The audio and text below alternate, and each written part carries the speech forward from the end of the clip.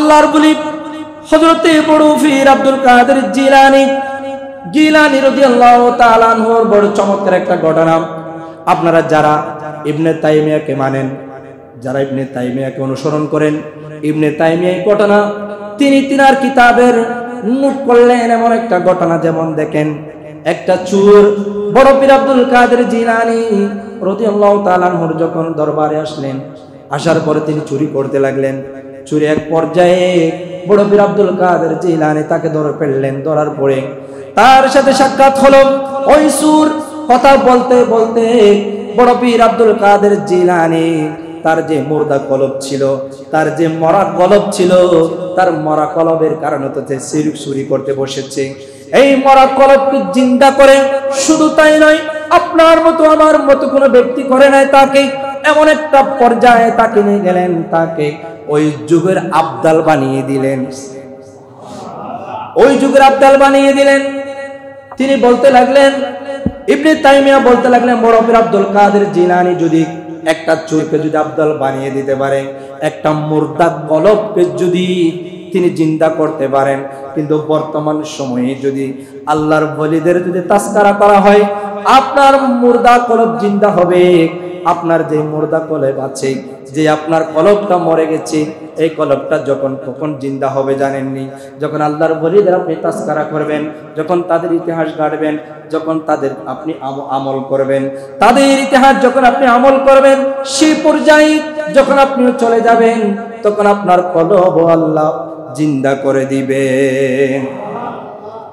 এগুলা প্রত্যেকটা কিছু, প্রত্যেকটা ইতিহাস বড় পীর আব্দুল কাদের জিলানীর যে ঘটে গেছিল, যে ঘটনা হয়েছিল, সবকিছু একটা একটা আল্লাহ তাআলা শিক্ষণীয় ভাবে আমাদেরকে দিয়ে দিয়েছেন। সুবহানাল্লাহ। ইয়া গৌসে মুআজ্জম নূরে খুদা মুখতারে নবী মুখতারে খুদা, ইয়া গৌসে মুআজ্জম নূরে খুদা মুখতারে নবী মুখতারে খুদা, সুলতান দু আলম কুতুবে উলা, সুলতান দু আলম কুতুবে উলা, হরাজ জালালতে আরদ সামা, হরার জালালতে আরদ সামা, ইয়া গৌসে মুআজ্জম নূরে খুদা মুখতারে নবী মুখতারে খুদা, মুখতারে নবী মুখতারে খুদা, در صدق حماد صدق عشیم، در عدل عدالت چومری، در صدق حماد صدق عشیم، در عدل عدالت چومری، در کان حیا حسن منشی، در کان حیا حسن منشی، مانید علی بازو دو شاخم، یا غوث معظم نور خدا مختار نبی مختار خدا، سلطان دو عالم کتب اولا، سلطان دو عالم کتب اولا، ہے راز جلالت ارض و سما، ہے راز جلالت ارض و سما، در بز میں نبی عالی شانی، ستار عیوب مریدانی، در بز میں نبی عالی জিশানি সত্তার উয়ুবে মুরিদানি দর মুলকে বেলায়ত সুলতানি দর মুলকে বেলায়ত সুলতানি है मंबे फजल जुदो शाखा है मंबे फजल जुदो शाखा या से मुआज़्ज़म नूर खुदा मुख्तार नबी मुख्तार खुदा मुख्तार नबी मुख्तार खुदा सुल्तान दो आलम कुतुबे उला सुल्तान दो आलम कुतुबे उला है राज जलालत अर्दु समा मुख्तार नबी मुख्तार खुदा। বড় পীর আব্দুল কাদের জিলানী রাদিয়াল্লাহু তাআলা তিনি যখন বক্তব্য রাখতেন, বক্তব্যের মধ্যে তিনি তখনকার যুগে তো মাইক ছিল না, তখনকার যুগে আলোচনা করার জন্য কোনো ডিজিটাল কোনো সাউন্ড ছিল না, তিনি কথা বলার জন্য তিনি কোনো বাহ্যিক কোনো বাদ্যযন্ত্র ছিল না। তাফসীরের মধ্যে রওয়ায়াতের মধ্যে বলতেছেন যিনি যখন বক্তব্য রাখতেন বক্তব্যের শুরুতে তিনি হাজার হাজার হাজার হাজার বক্তবৃন্দ মুরিদ একেবারে সারিবদ্ধভাবে লাইন ধরে বসে থাকতেন। তিনি প্রথম থেকে যে কথাগুলো শুনতেন প্রথমে যিনি ছিল এবং শেষে যিনি যারা আছে তারা পর্যন্ত একই কথা একইভাবে শুনতে পাইতেন। এগুলা আল্লাহ প্রদত্ত জ্ঞান আছে বোধহয়, আল্লাহ সাহায্য করেছেন বোধহয় তিনি গৌসে পাক হয়েছেন। তিনি আপনার মতো আমার মতো ব্যক্তি নন, কোনো সাধারণ কোনো ব্যক্তি নন। গৌস অনেকে বলে, এবার আসুন, গৌস অনেকে বলে আল্লাহর সিফতি নাম, না এটা কোনো আল্লাহর সিফতি নাম নয়। আপনি গোটা আল্লাহর যত নাম আছে আপনি যখন সবকিছু বিবেচনা করবেন গৌস হচ্ছে সাহায্যকারী, এগুলো আল্লাহ, এটা আল্লাহর যে সিফতি নামগুলো আছে এগুলার মধ্যে কোনো গৌস কোনো শব্দ নাই। আল্লাহর যে নামগুলো আছে এখানে কোনো গৌস কোনো শব্দ নাই। আল্লাহ তাআলা সাহায্য করেছেন বোধহয় তিনি গৌসে আযম হয়েছেন, ঠিক কিনা বলেন? এবার আসুন, তিনি যখন বক্তব্য রাখতেন সেই বক্তব্যের তিনার ওই মজলিসে লক্ষ লক্ষ আলেম থাকতেন, লক্ষ লক্ষ শিক্ষক মানুষ থাকতেন, মন্ত্রী মিনিস্টার থাকতেন, রাজা বাদশা থাকতেন। তিনারা একই মঞ্চে একইভাবে তেনারা কথা শুনতেন। তিনি যখন বক্তব্য রাখতেন তখন হাজার হাজার আলেম কি করতেন, 400 দোয়াত কলম নিয়ে উপস্থিত হয়ে যেত। তিনার কথাগুলা তার বক্তব্যগুলা লিখিত আকারে এবং শ্রবণ করার জন্য তারা লিপিবদ্ধ করতেন। সুবহানাল্লাহ। এবার আসুন আমার ভাইয়ারা, আব্দুল কাদের জিলানী রাদিয়াল্লাহু তাআলা কোন সাধারণ কোন ব্যক্তি নন।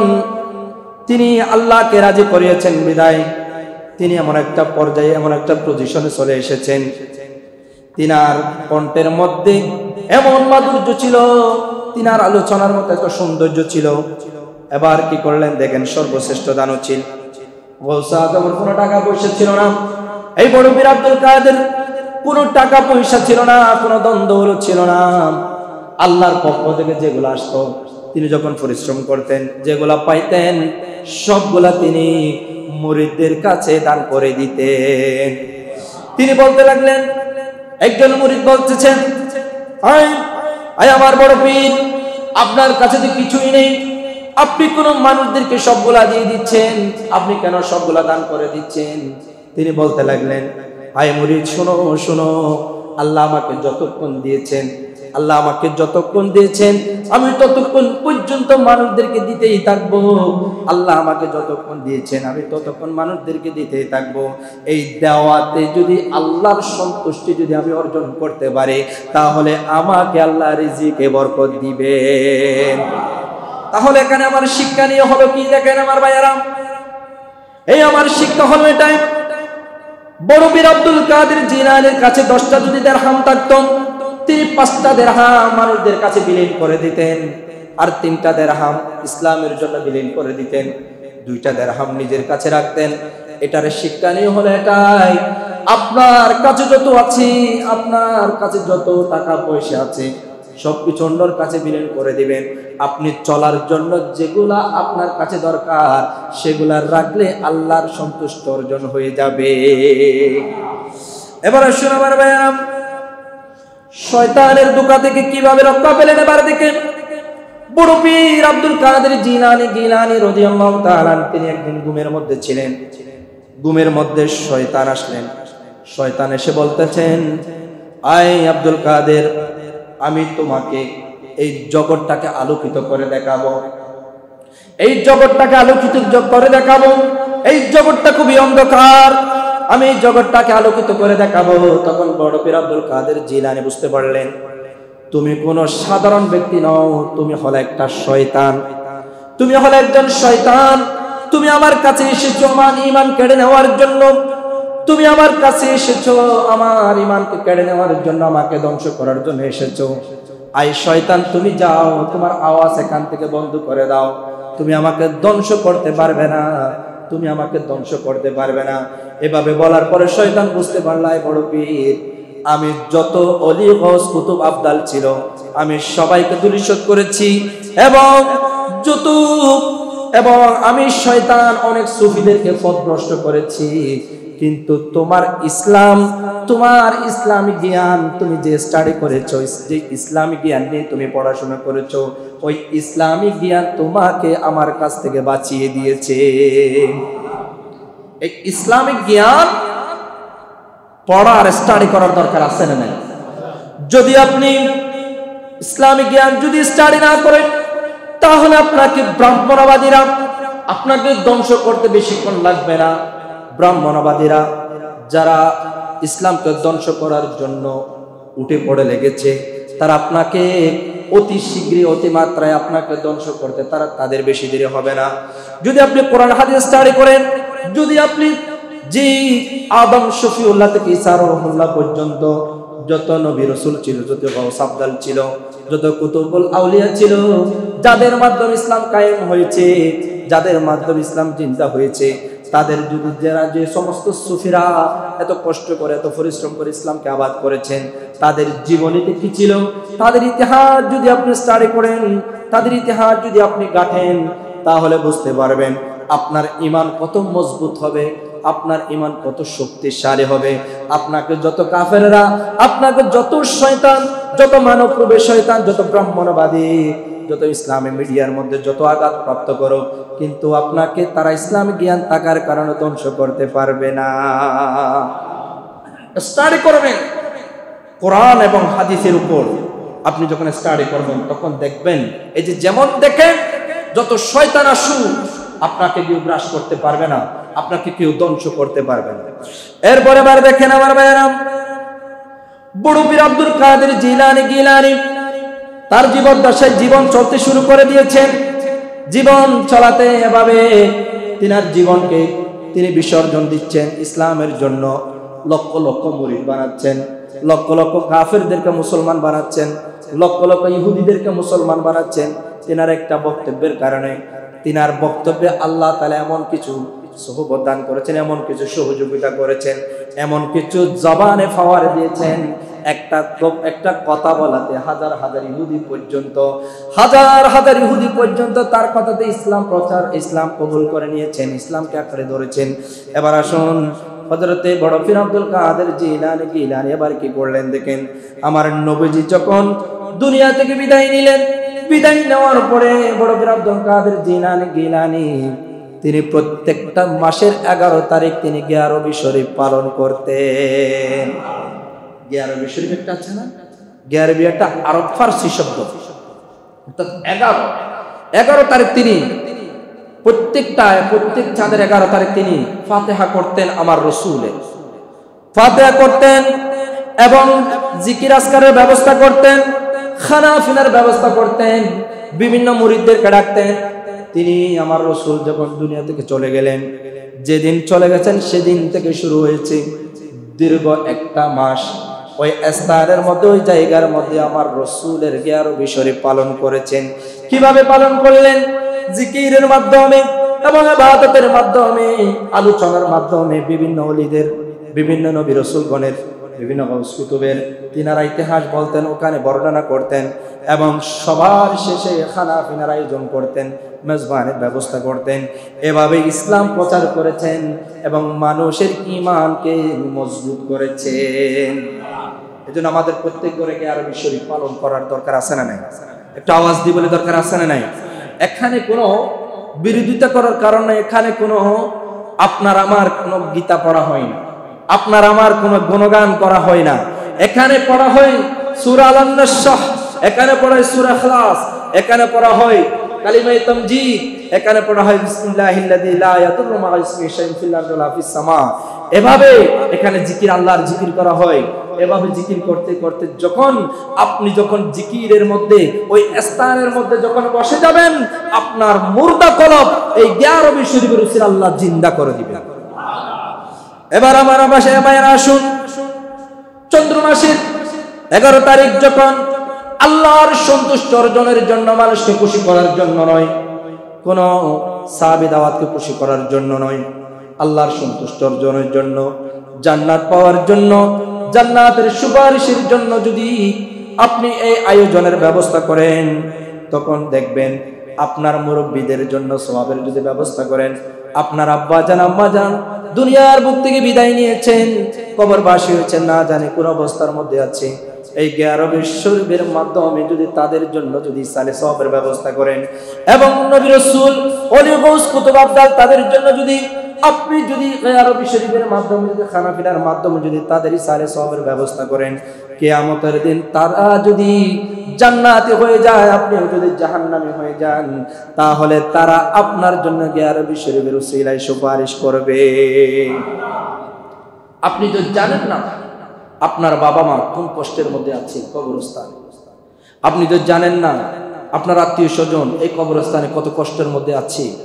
আপনি যদি এই দোয়া দরুদ, এই ইসিম এগুলা মাধ্যমে যদি তাদের জন্য যদি সালে সওয়াব পাঠান, তারা আমাদের দিকে চেয়ে থাকে কখন আমার সন্তান এসে আমার জিয়ারত করবে, কখন গড়ের মধ্যে আমার জন্য একটু ফাতিহা করবে, কখন আমার জন্য একটু খানাফিনার ব্যবস্থা করবে, তারা চেয়ে থাকেন।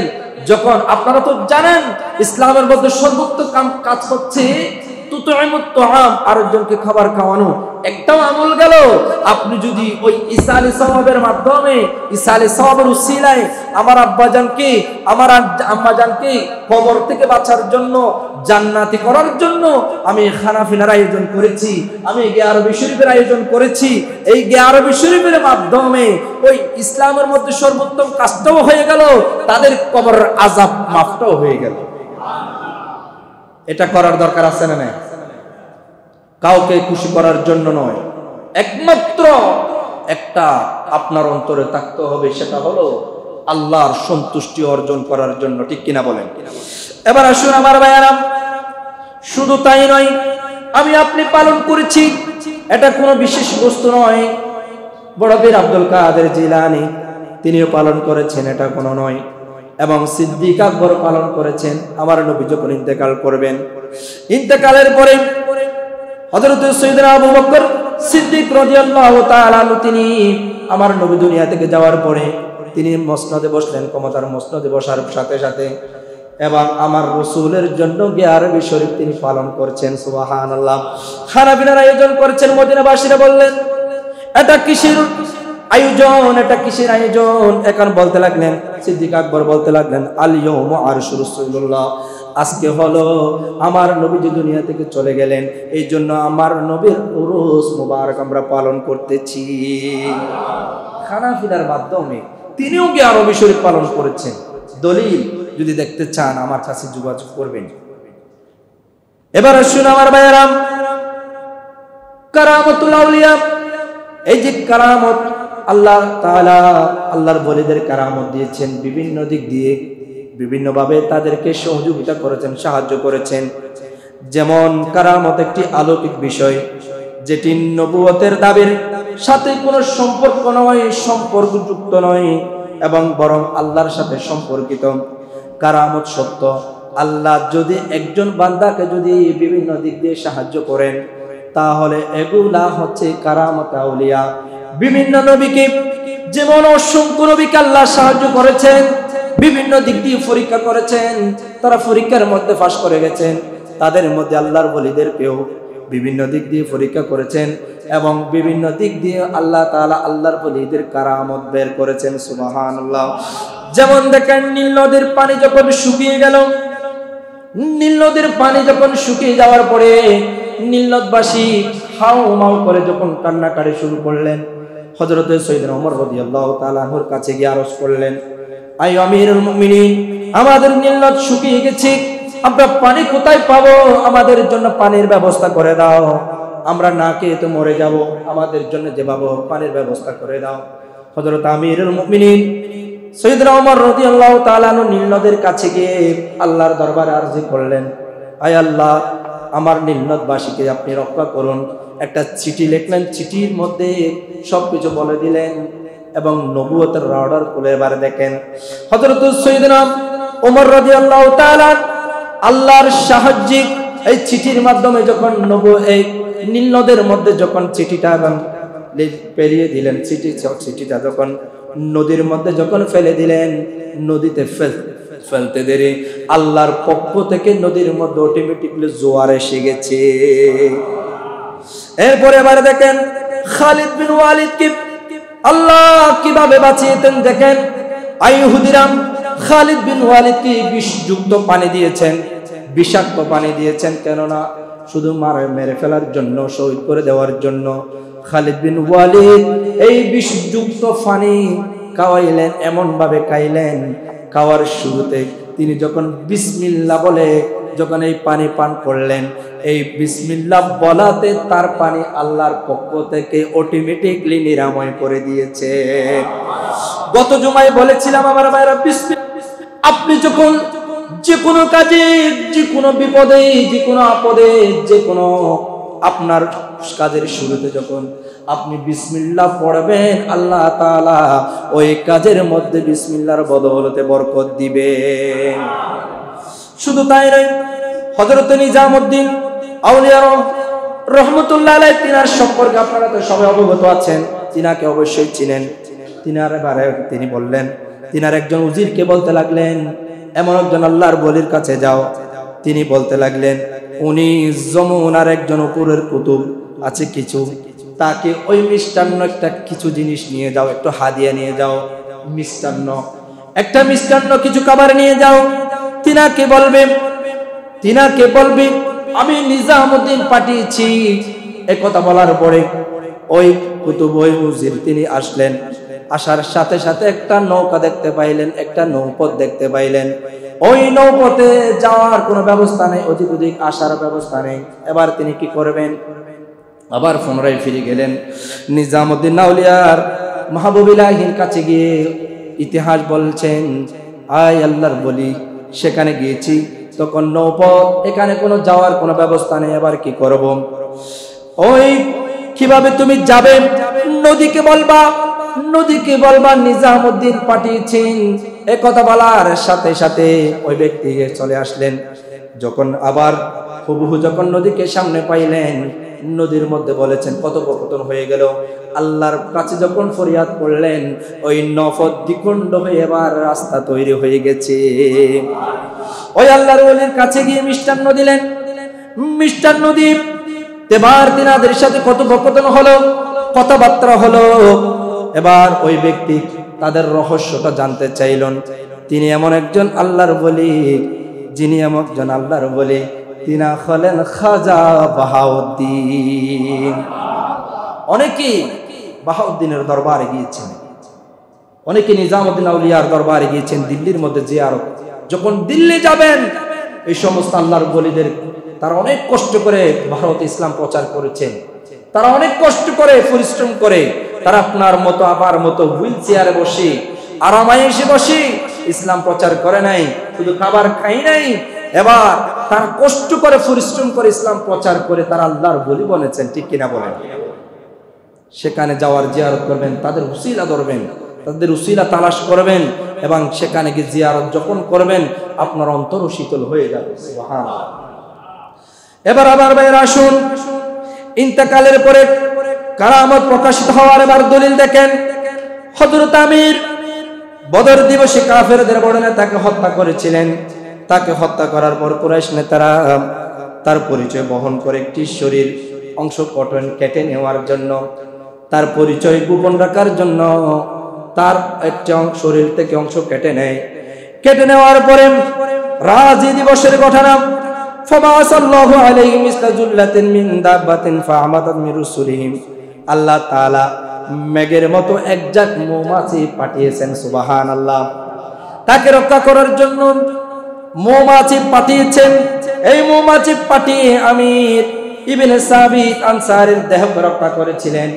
কাফেররা যত আঘাত করেছিলেন, এবার সবকিছুর বিনিময়ে আল্লাহ তাআলা মৌমাছির মাধ্যমে এবার হযরত আমির বদর দিবসের কাফেরদের বড় নেতাকে হত্যা করার পরে তাকে আল্লাহ মুসলমানদের রক্ষা করলেন। এবার কি করেন, কাফেরদের থেকে রক্ষা করলেন মৌমাছির মাধ্যমে। মৌমাছি এমন একটা কামড় দিয়েছে, কাফেররা পালিয়ে যেতে দেরি করতে নাই, পালিয়ে যেতে দেরি করে নাই। আল্লাহ তাআলা আল্লাহর ওলিদের যেদিকে যান সেদিকে বিজয় লাভ করার সুযোগ দিয়েছে। আরেকটা আল্লাহর ওলির ঘটনা বার দেখেন। হযরত আহমদ বিন হাম্বল রহমতুল্লাহ আলাইহির সাথে গৌসে পাক হযরত বড় পীর আব্দুল কাদের জিলানী রাদিয়াল্লাহু তাআলা আনহু সাক্ষাৎ হলো। কিভাবে সাক্ষাৎ হলো? হযরত আবুল হাসান আলী বিন হায়াতি রহমতুল্লাহ আলাইহি এই ঘটনা বর্ণনা করেছেন। এবার তিনার কিতাব বাহাজাতুল আসরার মুহাক্কিক এই কিতাবের মধ্যে এই ঘটনা তুলে ধরলেন। তিনি বলতে লাগলেন, বড় পীর আব্দুল কাদের জিলানী রাদিয়াল্লাহু তাআলা ইমাম আহমদ বিন হাম্বলের মাজারে গিয়ে জিয়ারত করলেন। জিয়ারত করতে করতে করতে করতে এমন এক পর্যায়ে হযরত আহমদ বিন হাম্বল গৌসে পাক হযরত আব্দুল কাদের জিলানী রাদিয়াল্লাহু তাআলা এক পর্যায়ে সাক্ষাৎ হয়ে গেল। এক পর্যায়ে সাক্ষাৎ হওয়ার পরে তিনাদের এমন কথোপকথন হলো, হযরত আহমদ বিন হাম্বল অনেক আগে দুনিয়ার বুক থেকে বিদায় নিয়েছেন। হযরত বড় পীর আব্দুল কাদের জিলানী তিনার জিয়ারতে যাওয়াতে অনেকক্ষণ কথা বললেন। কথা বলতে বলতে বলতে তাদের একসাথে কথা বলা হয়ে গেল। হযরত আহমদ বিন হাম্বল এমন ভাবে বুকের মধ্যে জড়িয়ে ধরলেন, বুকের মধ্যে জড়িয়ে ধরে, আমি আপনাকে খেলাফতে ভূষিত করলাম। আমি হাম্বলকে আল্লাহ তাআলা যা কিছু দিয়েছেন আমি সবকিছু আপনাকে দিয়ে দিলাম। আর বললেন, শরীয়ত তরিকতের ইলমের দিক দিয়ে আমি আপনার মুখাপেক্ষিক। আল্লাহ আপনাকে এমন কিছু বদৌলত দিয়েছেন, এমন কিছু জ্ঞান দিয়েছেন, সেই জ্ঞানগুলো আমি পাওয়ার জন্য আমি হাম্বল এখনো পর্যন্ত মাজারে এই জিয়ারত আপনার সাথে দেখা করার জন্য আমি অনেক দিন আটকে পেয়েছিলাম। কেমন কথা দেখেন! আল্লাহ চাইলে আল্লাহর ওলিদেরও বেশি জ্ঞানী করতে পারেন, ঠিক কিনা বলেন? এই যে গত 2 জুমায় আগে বলেছিলাম, যখন হযরত মূসা আলাইহিস সালামের সাথে বাদশাহ যুলকারনাইনের যখন সাক্ষাৎ হলো, তখন তারা এক একটা কথা বলতে লাগলেন। হযরত মূসা আলাইহিস সালামকে যখন আরজ করলেন, আল্লাহ তাআলা পৃথিবীর মধ্যে সবচেয়ে জ্ঞানী কাকে করেছেন? তখন মূসা আলাইহিস সালাম বলতে লাগলেন, আমাকে বেশি জ্ঞানী করেছেন। তখন আমার আল্লাহ জিব্রাইলের মাধ্যমে বলেছেন, আয় জিব্রাইল, মূসা আমার বন্ধুকে বলে আসো, তার চেয়ে বেশি জ্ঞানী আমি এমন একজন আল্লাহর ওলি রেখেছি। তিনি হলেন বাদশাহ যুলকারনাইন। তার সাথে সাক্ষাৎ হলো, এক একজন এক এক কথা বললেন। তখন মূসা আলাইহিস সালাম বলতে লাগলেন, আল্লাহ আপনাকে যে ক্ষমতা দিয়েছে আমাকে তা দেয় নাই, আল্লাহ আপনাকে যে জ্ঞান দিয়েছেন আমাকে তা দেয় নাই, আমার চেয়ে বেশি জ্ঞানী হলেন আপনি। সুবহানাল্লাহ। এবার আসেন আমার ভাইয়েরা, আল্লাহর ওলি হযরত বড় পীর আব্দুল কাদের জিলানী রাদিয়াল্লাহু তাআলা আনহুর বড় চমৎকার একটা ঘটনা। আপনারা যারা ইবনে তাইমিয়াকে মানেন, যারা ইবনে তাইমিয়াকে অনুসরণ করেন, ইবনে তাইমিয়া এই ঘটনা তিনার কিতাবের নোট করলেন। এমন একটা ঘটনা, যেমন দেখেন, একটা চোর বড় পীর আব্দুল কাদের জিলানী রাদিয়াল্লাহু তাআলা আনহুর যখন দরবারে আসলেন, আসার পরে তিনি চুরি করতে লাগলেন। চুরি এক পর্যায়ে বড় পীর আব্দুল কাদের জিলানী তাকে ধরে ফেললেন। ধরার পরে তার সাথে সাক্ষাৎ হলো।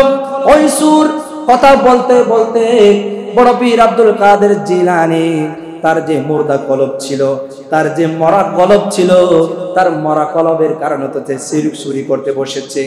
এই মরা কলবকে জিন্দা করে, শুধু তাই নয়, আপনার মতো আমার মতো কোনো ব্যক্তি করে নাই তাকে, এমন একটা পর্যায়ে তাকে নিয়ে গেলেন, তাকে ওই যুগের আবদাল বানিয়ে দিলেন। ওই যুগের আবদাল বানিয়ে দিলেন। তিনি বলতে লাগলেন, ইবনে তাইমিয়া বলতে লাগলেন, বড় পীর আব্দুল কাদের জিলানী যদি একটা চোরকে যদি আবদাল বানিয়ে দিতে পারেন, একটা মুর্দা কলবকে যদি তিনি জিন্দা করতে পারেন, কিন্তু বর্তমান সময়ে যদি আল্লাহর ওলিদের যদি তাসকারা করা হয়, আপনার মুর্দা কলব জিন্দা হবে। আপনার যে মুর্দা কলব আছে, যে আপনার কলবটা মরে গেছে, এই কলবটা যখন কখন জিন্দা হবে জানেননি? যখন আল্লাহর ওলিদের আপনি তাসকারা করবেন, যখন তাদের ইতিহাস গাড়বেন, যখন তাদের আপনি আমল করবেন, তাদের ইতিহাস যখন আপনি আমল করবেন, সেই পর্যায়ে যখন আপনিও চলে যাবেন, তখন আপনার কলব আল্লাহ জিন্দা করে দিবেন। এগুলা প্রত্যেকটা কিছু, প্রত্যেকটা ইতিহাস বড় পীর আব্দুল কাদের জিলানীর যে ঘটে গেছিল, যে ঘটনা হয়েছিল, সবকিছু একটা একটা আল্লাহ তাআলা শিক্ষণীয় ভাবে আমাদেরকে দিয়ে দিয়েছেন। সুবহানাল্লাহ। এই যে যেমন দেখেন, আপনারা অবশ্যই জানেন, এই যে যখন মাদ্রাসা থেকে যাওয়ার জন্য, পড়াশোনার যাওয়ার জন্য, ভালো ডিগ্রি পাওয়ার জন্য যখন মাদ্রাসায় জামিয়ায় যখন তিনি যাবেন, তিনাকে পথের মধ্যে ডাকাত দল পেয়েছেন। এই ডাকাত দল পাওয়াতে তিনাদেরকে অনেক কথাবার্তা হওয়ার পরেও, তিনাদের চোখ পিছু চেক করার পরেও তিনি বলতে লাগলেন, যখন ডাকাত দলের সর্দার, আই বাছু, তোমার থেকে কত দিরহাম আছে আমাকে দিয়ে দাও। এক বলাতেই তিনি 40টা দিরহাম ওই আবদাল, ওই সুরকে দিয়ে দিলেন, ওই গডফাদারকে দিয়ে দিলেন। ওই গডফাদারকে দিতে দেরি, তুমি আমার সাথে চাইলে তুমি মিথ্যা কথা বলতে পারতা, তুমি কেন মিথ্যা কথা বলো নাই? তখন গৌস পাক বলতেছেন, আমি কেন মিথ্যা কথা বলবো? আমার মা আমাকে শিক্ষা দিয়েছেন কখনো যেন মিথ্যা কথা না বলি। এই কথা বলার সাথে সাথে তিনার ওই ডাকাত দলের গডফাদাররা, ডাকাত দলের সর্দাররা তিনার কদমে পড়ে সবাই এক একটা আবদাল বনে গেছেন। এখানে শিক্ষণীয় হলো কি? আপনি যত বড় বিপদে পড়েন না কেন, আপনি যত বড় আপনার কাছে বিপদ আসুক না কেন, কখনো মিথ্যা বলবেন না। সত্যের জন্য যদি আপনার জীবনটা কোরবান হয়ে যায়, তাহলে সেখানে বিসর্জন দিবেন। যদি আপনি সত্য বলাতে যদি জীবন কোরবান হয়, কোরবান হওয়াতে দেরি, কিন্তু কবরে যাওয়াতে দেরি, আপনার কবরের আযাব সহজ হয়ে যাবে, আপনার কবরের সওয়াল জবাব সহজ হয়ে যাবে। এই সত্য বলাতে আপনিও জান্নাত পাবেন। মিথ্যা বলে কয়দিন আপনি মিথ্যা বলে একটা যদি মিথ্যা কথা বলেন, আপনাকে 10টা মিথ্যা আপনাকে গ্রাস করতে হবে। একটা সত্য বলাতে সবকিছু মিটমাট হয়ে যাবে। আপনি একটা মিথ্যা বলে দেখেন, সেখানে 10টা মিথ্যা উঠে আসবে, ঠিক কিনা বলেন? আপনি একটু আত্মচিন্তা করে দেখবেন, একটা মিথ্যা কথা বলাতে সেখানে 10টা মিথ্যা একেবারে চলে আসে। এগুলো হচ্ছে শয়তানের ওয়াসওয়াসা। শয়তান আপনাকে গ্রাস করতেছেন, শয়তান আপনার চতুর্দিকে পড়ে আছেন। আপনাকে যদি একটা কথা যদি মিথ্যা কথা বলাইতে পারে, তাহলে শয়তান সাকসেসফুল হয়ে যায়। নাউজুবিল্লাহ বলেন। এই শয়তান থেকে বাঁচার আমাদের দরকার আছে না নাই? দুরূদ শরীফ পড়ি, আল্লাহুম্মা সাল্লি আলা মাওলানা মুহাম্মদ ওয়া আলা सैयदना। खुदा के फजल से हमें फर्ह है साया गौसे आज़म का। खुदा के फजल से हम फर्ह है साया गौसे आज़म का। हमें दोनों जहां में है सहारा गौसे आज़म का। मुरीदी ला तखफ कह कर तसल्ली दी गुलामों को मुरीदी ला तखफ कह कर तसल्ली दी गुलामों को, दी गुलामों को क़यामत तक रहा है खौफ बंदा गौसे आज़म का। खुदा के फज़ल से हम पर है साया गौसे आज़म का।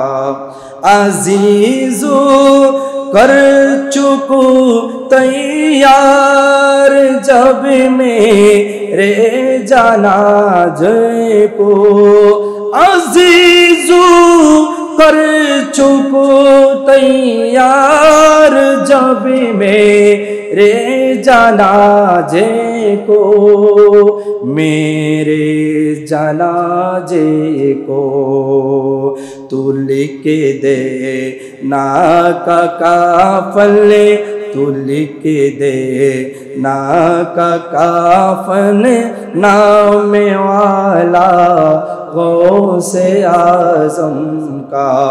खुदा के फज़ल से हमें पर है साया गौसे आज़म का। हमें दोनों जहां में है सहारा गौसे आज़म का। अल्लाह ताला এই শেরের মধ্যে বড় চমৎকার করে তিনার বড় পীর আব্দুল কাদের জিলানীর প্রশংসা করে কি বললেন এবারে দেখেন আমার ভাইরা। আল্লাহর ফজল আল্লাহর অনুগ্রহ আমাদের উপর আছে। আল্লাহ আমার যে আমাদের প্রতি দয়া করেছেন, যে আমাদের প্রতি মায়া করেছেন, যে আমাদের প্রতি এত নিয়ামত দিয়েছেন, শুধু একটি মাত্র কারণে গৌসে পাক যখন দোয়া করতেন সব সময় তিনার মুরিদের জন্য দোয়া করতেন। শুধু তাই নয়, আল্লাহর রহমত ছাড়া কোনো কিছু সম্ভব নয়।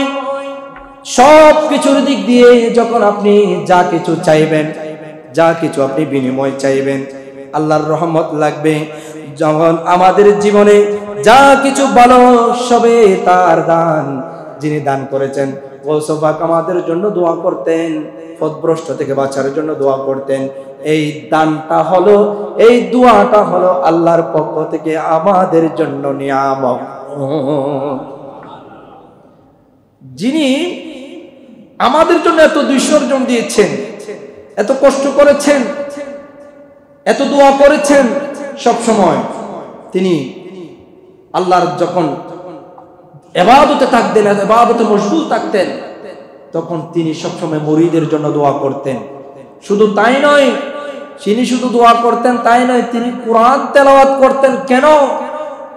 বান্দা এই যে আপনারা গুনাহ করেন, এই যে আপনারা পাপ করেন, এই পাপকে বাঁচার জন্য বড় পীর আব্দুল কাদের জিলানী কোরআন তেলাওয়াত করতেন। কিভাবে দেখেন, এক পায়ের উপর দিয়ে আরেক পা খাড়া খুঁড়ি তিনি সারা রাত উম্মতকে, বান্দাকে, আপনাকে, আমাকে জাহান্নাম থেকে বাঁচার জন্য সারা রাত কোরআন তেলাওয়াতে মশগুল থাকতেন।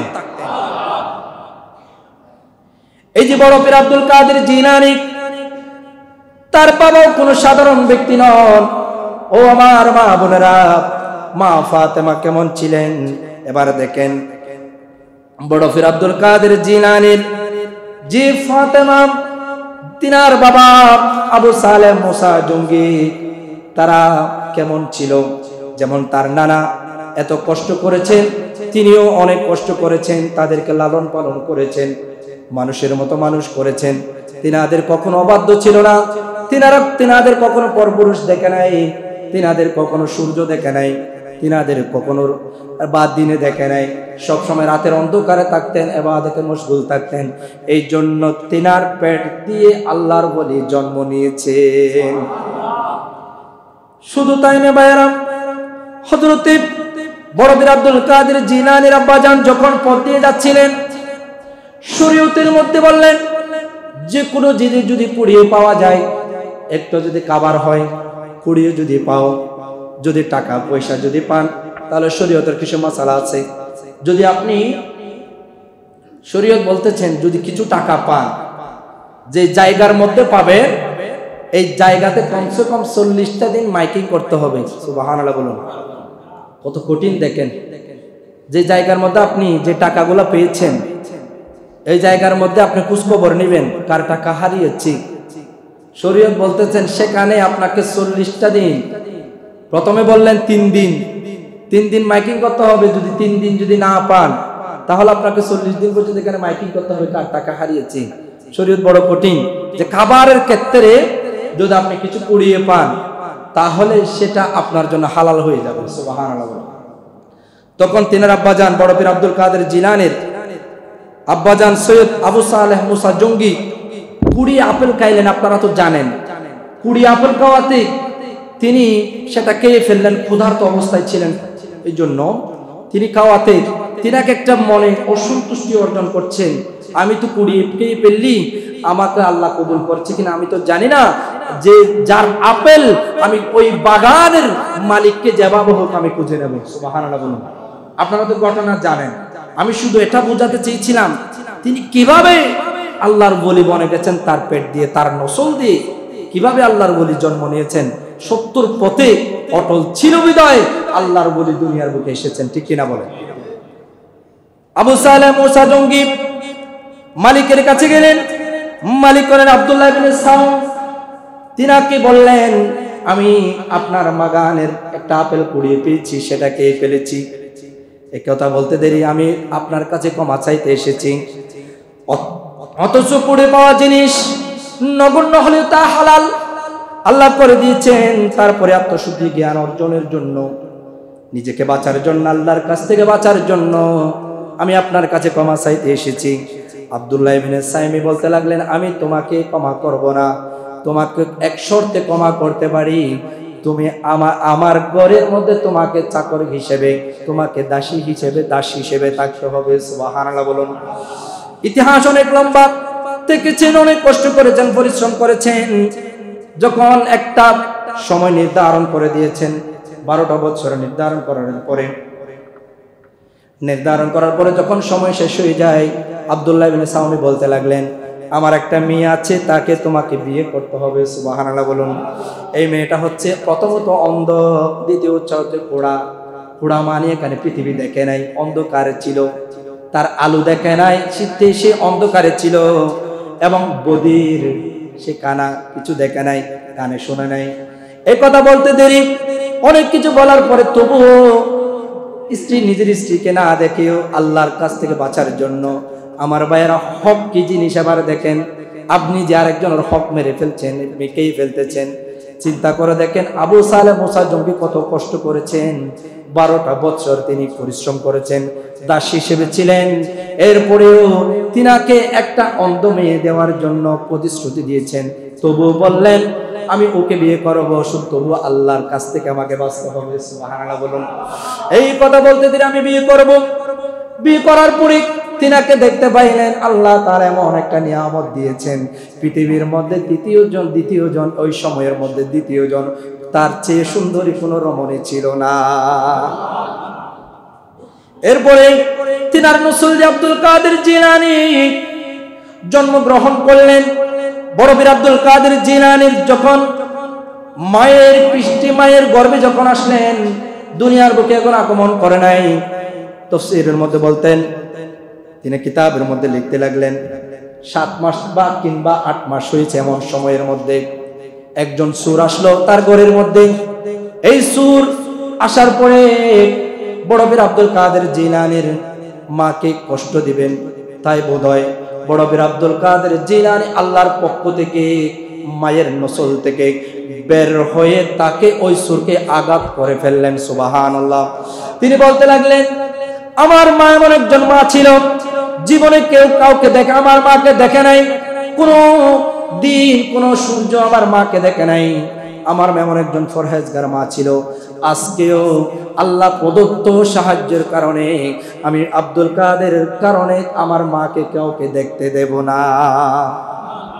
এগুলো একমাত্র আল্লাহর সাহায্য ছাড়া কোনো কিছুই না। আপনারা তো জানেন, যখন বরযাত্রী নিয়ে যখন বরযাত্রী যখন বুট দিয়ে নৌপথে যাচ্ছিলেন, বরযাত্রী সহ নৌকা সহ যখন ডুবে গেছিল, মা যখন সন্তান হারা হয়ে গেল এমন ভাবে কান্নার মধ্যে পড়েছেন, সন্তান মা গিয়ে বড় পীর আব্দুল কাদেরকে বললেন, হায় বড় পীর, আমার সন্তানরা সহ বরযাত্রী সহ নৌপথে তারা ডুবে গেছে। তখন বড় পীর বলতে লাগলেন, এটা ইবনে তাইমিয়াকে যারা মানেন সেই তিনার কিতাবের মধ্যে এই কথা নোট করলেন, এই কিতাবের মধ্যে কথা তিনিও নোট করলেন। দেখেন ওই বড় পীর আব্দুল কাদের জিলানী ওই জায়গার মধ্যে কি কিছুই করে নাই, 2 রাকাত নামাজ পড়েছেন। 2 রাকাত নামাজ পড়ার সাথে সাথে আল্লাহর দরবারে 2টা হাত তুলে দিয়েছেন। 2টা হাত দিতে দেরি, এবার পানির মধ্যে হাত দিলেন, পানির মধ্যে হাত দিতেই দেরি, নৌকা একেবারে আগের মতো উঠে গেছে। এগুলা ক্ষমতা দিয়েছেন কে? আরেকটা আওয়াজ দিয়ে বলি, ক্ষমতা দিয়েছেন তিনি কে? আল্লাহ চাইলে দিতে পারে কে পারে না? আল্লাহ আপনাকে আমাকে দিতে পারে, কিন্তু সে আমলটা আমাদেরকে করতে হবে, ঠিক কিনা বলেন? এখন আমরা তো সর্বদা সবসময় মিথ্যা কথার মধ্যে আছি, হারামের মধ্যে আছি, হালাল পথে আমরা পালন করি না, হালাল পন্থায় চলি না, মিথ্যাকে সবসময় আমাদের অন্তরে আমাদের জীবনে গ্রাস করতেছি।